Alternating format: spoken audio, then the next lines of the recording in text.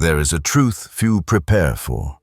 The silence of an empty house can echo louder than the noise of a crowd.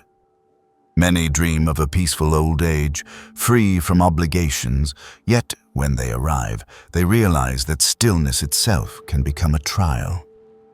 Living alone in later years is a paradoxical journey, freeing and demanding, gentle and sharp. If we only wait, loneliness will consume the days, but if we learn to act with intention, each quiet moment becomes a chance to see ourselves more clearly. Stoic philosophy reminds us that strength does not come from outside, but from how we choose to respond to circumstances. And it is this clarity that transforms a solitary life into a ground for growth. Now, let us turn to 10 unspoken truths about this path. 1. Becoming your own guardian. In youth, we rarely think about the fragility of life. A slip, a sudden pain, or even a brief dizziness does not trouble us much, for there are always people around to help. But when living alone, especially in the weight of old age, even the smallest risk can become a test of one's preparation and resilience. To live alone means you are the first and final line of defense, the one who must detect, respond, and ensure your own safety in every circumstance. This is not a gloomy warning, but a truth to be accepted with calm awareness. In Stoic philosophy, there is no illusion that others will protect us forever. Instead, it urges us to cultivate independence and foresight. A Stoic does not sit in fear of disaster, but acknowledges that disaster can strike and prepares to lessen its blow. This is the difference between living in fear and living with clarity. When you know the risks, you can arrange your life so that even if the unexpected occurs, you are not left helpless. To become your own guardian is not to withdraw or grow extreme, but to act with foresight. It begins with small but practical steps. Keeping your phone within reach, setting regular check-ins with family or friends, installing alarms or devices that can help in emergencies. These are not signs of weakness, but expressions of wisdom. For the wise do not live only in the present, they also prepare for what may come. Seen through the Stoic lens, such preparation is itself a practice of virtue. Virtue does not rest only in lofty words, but in the actions we take to safeguard the very life through which reason can be exercised. To prepare for hardship is to honor oneself, for this body and this life are still the instruments through which we learn, act, and live with dignity. To neglect preparation out of carelessness is not freedom, but surrender. What matters most is the spirit with which you prepare. If driven by fear, every action feels like a burden. But if grounded in calm and reason, each action becomes a quiet declaration that you are strong enough to stand alone. To remind yourself to stay cautious is not to live in panic, but to clothe yourself with a subtle armor that lets you walk each day in peace. This is what Stoicism calls living with control. Not control over the world, but control over how you face and prepare for it. 2. The silence of loneliness. Loneliness is a state many believe they understand, but in truth, it has depths unseen until one truly lives within it. Some who are naturally introverted, fond of quiet, may think solitude will be easy, but when old age comes, the picture changes. Social circles shrink, friends move away, some drift apart, others pass on, and invitations grow fewer. The change is not sudden, but slow, until one day you notice the house is too quiet and the days too long. In Stoicism, loneliness is not an enemy, but a reality to be understood. What causes suffering is not silence itself, but how we respond to it. An untrained mind sees stillness as emptiness, stirring feelings of being unseen, forgotten. But with awareness, silence can become a mirror for the soul, revealing that our worth is not measured by the crowd around us, but by how we regard ourselves. The Stoics teach that we cannot control what lies beyond our reach, whether others stay or leave, remember or forget. But we can control our response. When you accept that another's absence does not diminish your value, you unlock the ability to live fully even in solitude. This is the art of turning loneliness into a conscious choice rather than a sentence imposed by fate. The key is to see the difference between loneliness and solitude. Loneliness carries the weight of lack, while solitude can be a state of fullness, where you connect with yourself without need of outside approval. Marcus Aurelius once wrote that the deepest quiet is not found in mountains or seasides, but within one's own soul. With this realization, loneliness ceases to be a void to fill and becomes a doorway to inner steadiness. In practice, this does not mean denying the sadness of missing others, but not letting it define your entire life. You may seek small, sincere connections not to escape silence, but to balance it. A brief conversation, a greeting, a shared moment, these can serve as anchors in a sea of quiet. Yet even without them, you still have yourself, and you are worthy of your own listening. Thus, the silence of loneliness is both trial and invitation. It reminds us that all outside can fade, but the ability to remain with oneself endures. To accept this truth with calm is to transform loneliness from a wound into a quiet strength. 3.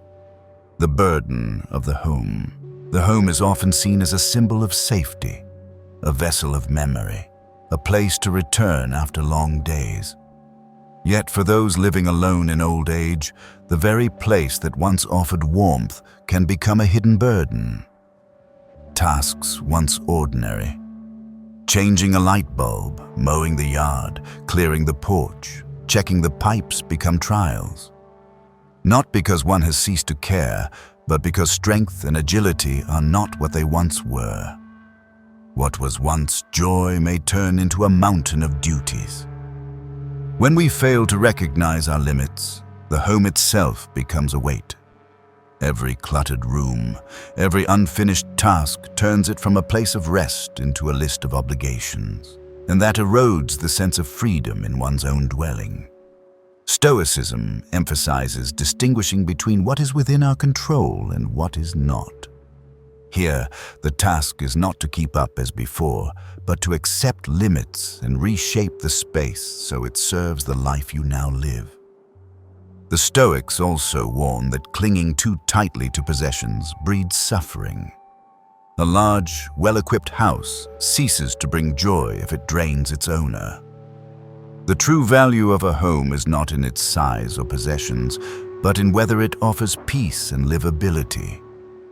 Thus, choosing to downsize, to simplify, is not defeat, but wisdom.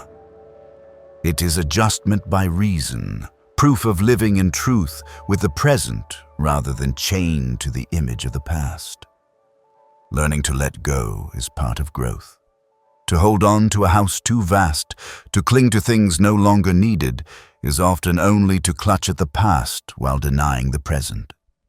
But to release, to reduce, is to find relief.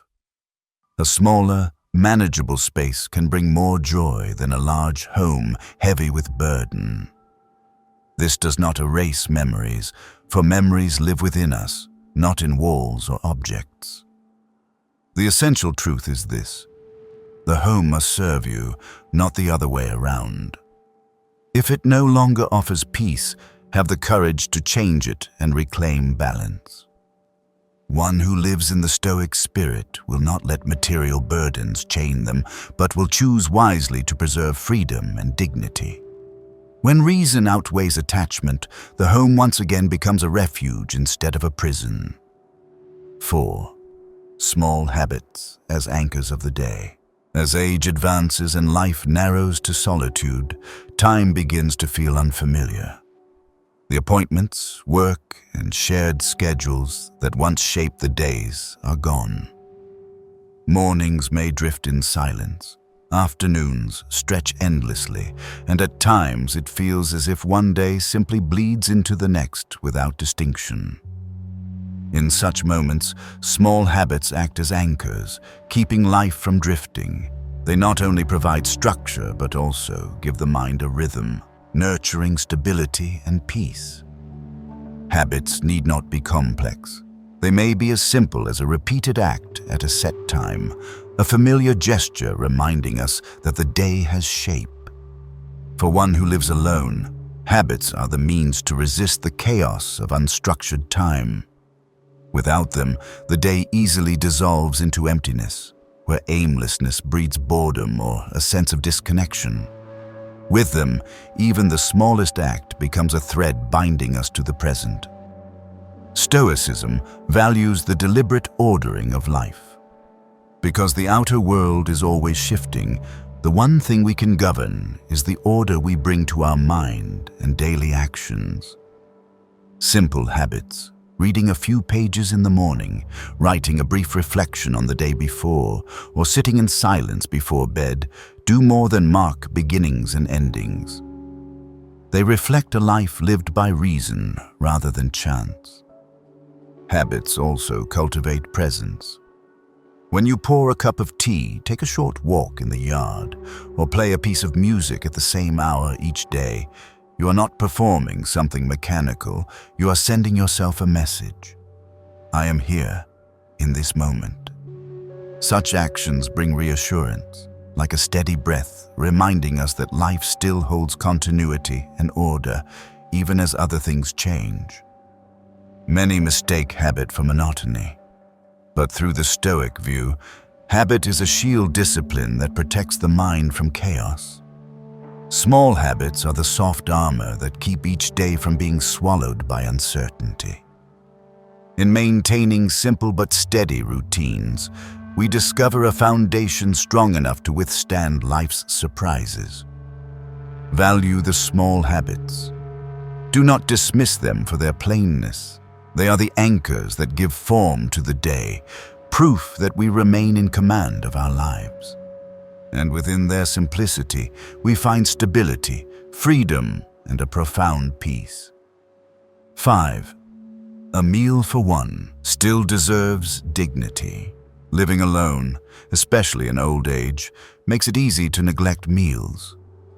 People often think cooking only matters when there is someone to share it with. A full table feels warm, while a table set for one appears unimportant. Yet through the Stoic lens, this is a serious mistake. To neglect one's own meal is, in truth, to neglect the respect owed to one's own existence. A meal is not merely sustenance. It reflects how we regard ourselves in the smallest details. Stoicism reminds us that human dignity is not based on whether others are watching, but on the actions we choose when alone. If, in the silence of the kitchen, you still prepare a proper meal, set it carefully, sit and eat with full presence. It is a declaration that you remain worthy of respect. No audience is needed, no gaze to affirm it, only reason whispering that value is not lost, even when there is but one guest. A dignified meal for one need not be extravagant. It can begin simply, choosing fresh ingredients, cooking with attention, placing the food neatly, and most importantly, eating slowly and with care. Such a habit nourishes both body and spirit. It becomes a small daily ritual where you pause, breathe, and remind yourself, I matter and I deserve to be cared for. One of Stoicism's core principles is this: demand the best of yourself today, not someday in an uncertain future. Applied to meals, this means never treating a meal for one as lesser. You prepare it with the same seriousness as if for an honored guest. For in truth, that guest is you. This is not only nourishment of the body, but training of the mind discipline in respecting oneself even when unseen. If you belittle your own meal, eventually you will belittle other parts of life. Neglect in one detail spreads, and soon the spirit feels weary and hollow. But when you begin with something as simple as a well-prepared meal for one, you plant within your soul a quiet faith that your presence has worth. From this, confidence, self-respect, and calm are nourished each day. A meal for one, therefore, is not small or trivial. It is proof that you know how to honor yourself. It is the affirmation that even in the absence of others, you choose to live with dignity and care. And when you can do this for yourself, you carry the strength to face every other challenge in life. 6. When silence grows too loud. Silence is often praised as peace, a refuge for the mind after noise-filled days. Yet in old age, living alone, silence can take on another form. It ceases to be gentle quiet and becomes a hollow echo, an unseen sound that wraps around the soul.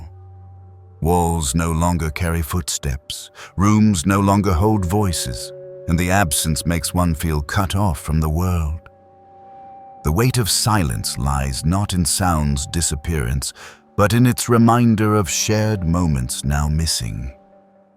No one to laugh with over something small.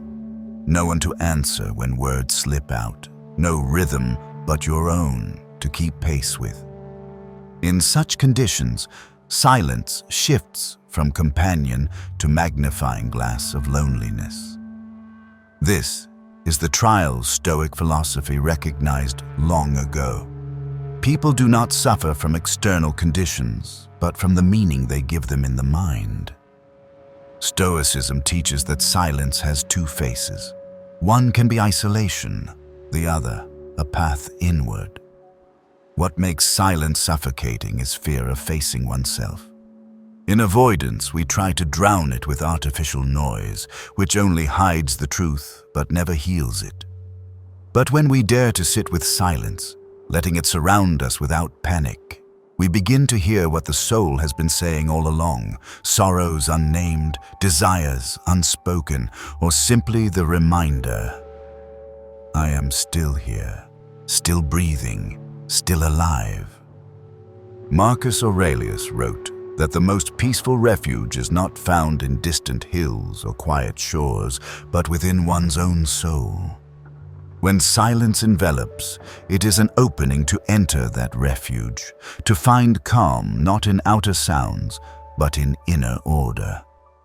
This does not mean rejecting all sound or shunning all contact, but learning balance. At times, music, a familiar voice, or gentle sound can ease the mind. Yet more important is the ability to sit still in silence without fear. Silence grows too loud only when treated as an enemy. Seen instead as a natural part of life, it becomes a silent teacher. This teacher shows us how to listen inward, how to see that others' presence is not always required for wholeness. When you learn to remain with silence without rushing to fill it, you gain a deep freedom.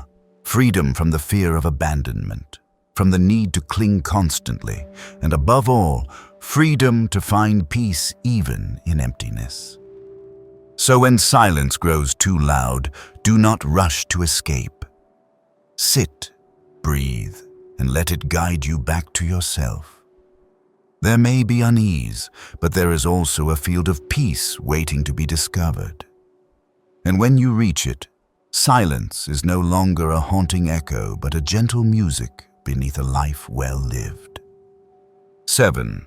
The body must be awakened each day. When living alone, especially in the later years, movement often becomes a serious challenge. Without reminders from loved ones, without daily tasks forcing us to move, the body easily slips into inactivity. Days pass quietly, leading us to sit more, move less, and physical decline creeps in so subtly that we often do not notice until muscles stiffen, joints ache, and steps grow heavy. This is not merely a natural biological change, but a reminder that the body too must be awakened and cared for each day. Stoic philosophy regards the body as the instrument of the mind, the temporary dwelling of the soul. Thus, to keep it strong is not only a physical matter, but a moral duty. To let the body wither is to abandon the very means by which we practice reason and virtue.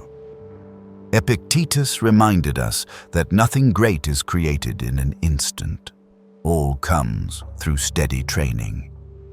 Applied to daily life, this means that small, repeated movements form the foundation of lasting health. A slow walk around the house, a few minutes of morning stretching, or simply standing to breathe deeply all hold cumulative value. When living alone, the drive to move must come from within, for no one is there to urge or invite us. Here, Stoicism shows its strength. Instead of waiting for outside forces, we learn to set discipline ourselves, making movement part of our way of life. The Stoic does not exercise out of fear of illness, but from the understanding that a flexible body sharpens the mind. Each act of movement becomes a ritual, a reminder that one is still capable, still alive, still present in the world. It is crucial to see movement not as a burden, but as gratitude for the body. When you walk slowly and feel each breath, you are not resisting age, but honoring what remains. When you lift your arms, turn your knees, or stretch your back, it is an affirmation that this body still deserves care.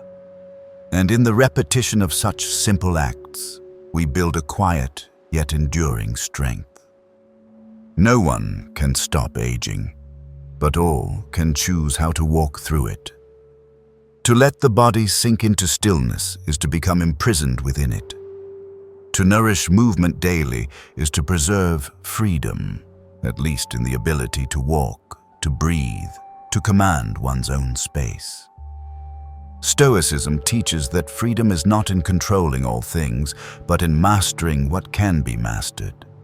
Movement is one of those things, and it lies within our reach. See each day as a chance to awaken the body.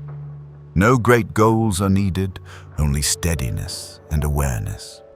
Stand, walk, stretch, breathe, and remind yourself that to live is to move. When you hold this habit, you nurture not only the body but the spirit. For a body still alive with motion opens the way for a mind still bright enough to embrace and cherish each moment of life. 8. Time must be shaped by your own hands. When life shifts into solitude, especially in old age, the sense of time changes quietly. No longer structured by work, family, or social ties, day and night blur together. A morning may drift without clarity, an afternoon may slip into vagueness, and one week feels no different from the next. At first, this looseness may seem freeing, but gradually it turns into an emptiness, robbing life of direction and purpose. In Stoicism, time is among the most precious possessions we hold. Seneca wrote that life is not short, but that we make it so by wasting it. His words remind us that what matters is not the number of years, but how each moment is used. To let time slip away in vagueness is to lose part of life forever. But when we shape it consciously, each day becomes meaningful regardless of changing circumstances. To shape time does not mean to cram it with endless activity. It means anchoring it with moments that give rhythm. Dedicating an hour to reading, walking, writing, or practicing silence creates not only structure, but a message to the mind. This time has value. It is not swallowed by uncertainty. When you repeat a simple act at the same time each day, you affirm that your life is not drifting, it is chosen. The key is intention. If you do not give form to time, it will carry you away in haze.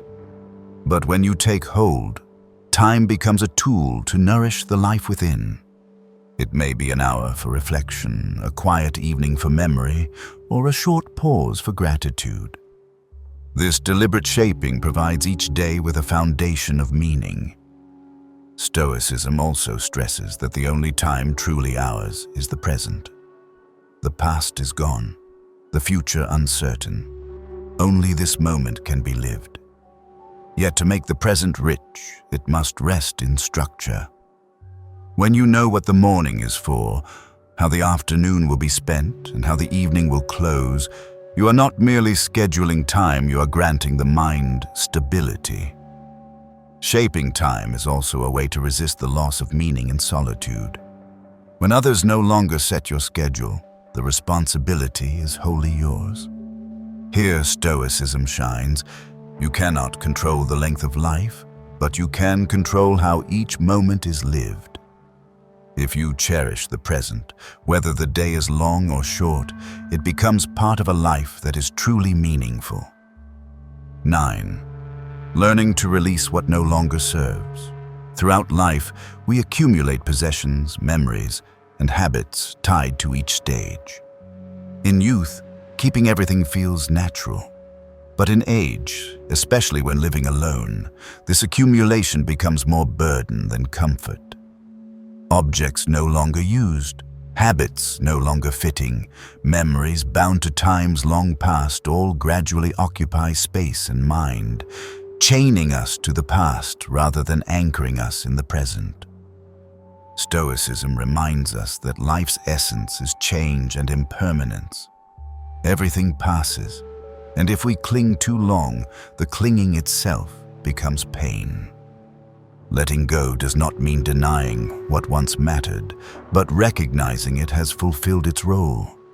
An object, a habit, even an old version of ourselves may have served us well once, but when its time is over, holding on drags us backward while release makes space for the new.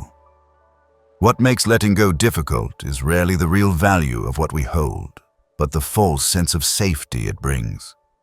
We fear that in parting, we lose a piece of ourselves. Yet the Stoic eye sees clearly. We are never defined by possessions or habits, but by reason, dignity, and adaptability. With this understanding, letting go becomes an act of freedom, a choice rather than a forced loss.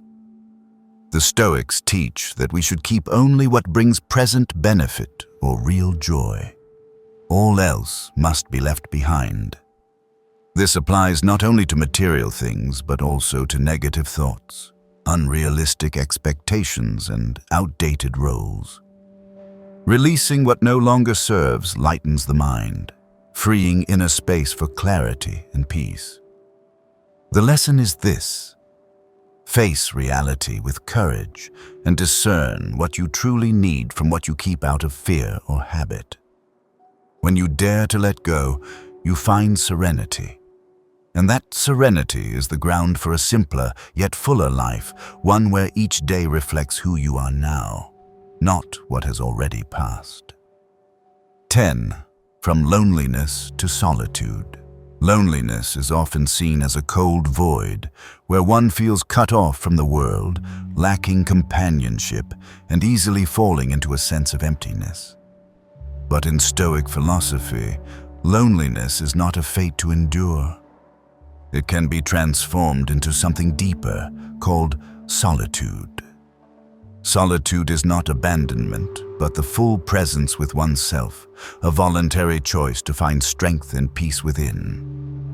When one faces loneliness with resistance, they find only heaviness and sorrow. But when approached calmly, they begin to see there is nothing fearful in remaining with oneself. In fact, It is a rare chance to confront the hidden layers of the soul, where unnamed fears and unheard desires rise to the surface. Only then can we understand ourselves more clearly, face truth, and learn to love our own presence without the need for anyone else's approval. Solitude is also a lesson in freedom. When we depend on others to feel whole, we live in expectation and disappointment. But when peace is found even in aloneness, we enter a new level of freedom, no longer fearing abandonment, no longer trembling at absence, and no longer relying on others to define our worth. This is what the Stoics always taught. True strength lies in mastery of the mind, not in the presence or absence of another. It is vital to understand that solitude is not denial of relationships or withdrawal from life. On the contrary, it is the foundation for healthier connection. When you are enough for yourself, you approach others not to fill a void, but to share fullness. Relationships born of such a state endure, for they are built on freedom and respect, not dependence and fear.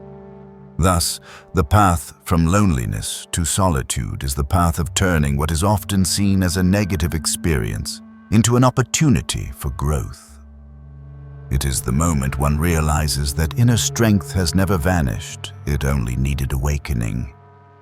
Mastering the art of solitude is to know that one's own presence is enough, and from that sufficiency comes the ability to live with peace and dignity, regardless of external change.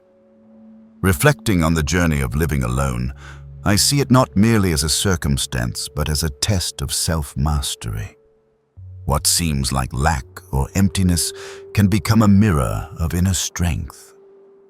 Silence, loneliness, or the burdens of material life are not an end, but an invitation to build one's own foundation for peace.